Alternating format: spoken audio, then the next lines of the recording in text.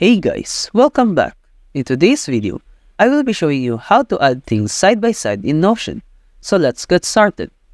To arrange blocks side by side in Notion, follow these steps. Hover over the specific block you want to move. Click and hold the block and drag it to the extreme side of another block. Release the mouse button when you see the vertical blue line indicating the correct layout. Now, the blocks should be positioned side by side. To add columns in Notion, start by hovering over the specific block you want to create columns in. Click and hold the block, then drag it to the extreme side of another block to create a new column. Release the mouse button when you see vertical blue line indicating the correct layout.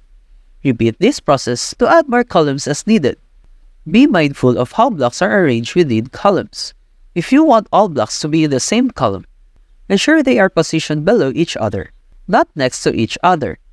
To exit the column layout, double enter or add blank space to exit the column layout. You can move blocks around by dragging them within or between columns as needed. Resize columns by dragging the column borders. Keep in mind that a block can be anything, from text to images, and more complex elements like templates or dashboards. That's it for this video. If you have found this video helpful, simply leave a like below or subscribe, because it helps me reach more people. See you soon!